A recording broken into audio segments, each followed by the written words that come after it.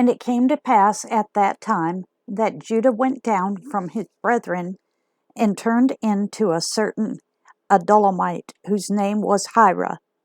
And Judah saw there a daughter of a certain Canaanite, whose name was Shua.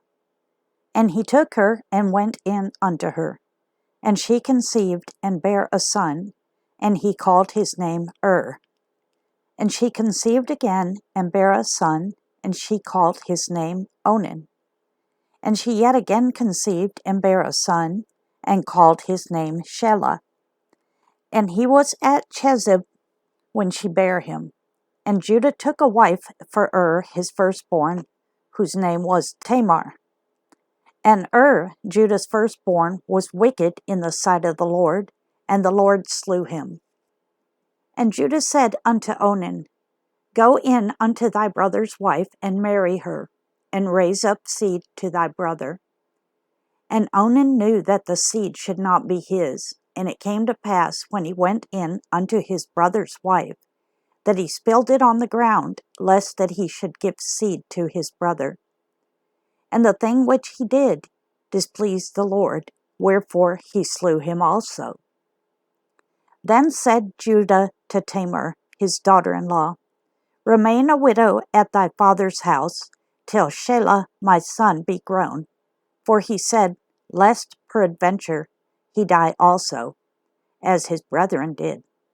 And Tamar went and dwelt in her father's house. And in process of time the daughter of Shua, Judah's wife, died. And Judah was comforted, and went up unto his sheep shearers to Timnath, he and his friend Hira the Adullamite. And it was told Tamar, saying, Behold, thy father-in-law goeth up to Timnath to shear his sheep. And she put her widow's garments off from her, and covered her with a veil, and wrapped herself, and sat in an open place, which is by the way to Timnath. For she saw that Shelah was grown, and she was not given unto him to wife. When Judah saw her, he thought her to be an harlot, because she had covered her face. And he turned unto her by the way, and said, Go to, I pray thee, let me come in unto thee. For he knew not that she was his daughter-in-law. And she said, What wilt thou give me, that thou mayest come in unto me? And he said, I will send thee a kid from the flock. And she said, Wilt thou give me a pledge, till thou send it? And he said, What pledge shall I give thee? And she said, Thy signet, and thy bracelets, and thy staff that is in thine hand. And he gave it her, and came in unto her, and she conceived by him. And she arose and went away, and laid by her veil from her, and put on the garments of her widowhood. And Judah sent the kid by the hand of his friend the Adullamite to receive his pledge from the woman's hand, but he found her not. Then he asked the men of that place, saying, Where is the harlot that was openly by the wayside? And they said, There was no harlot in this place. And he returned to Judah and said, I cannot bind her. And also the men of the place said that there was no harlot in this place.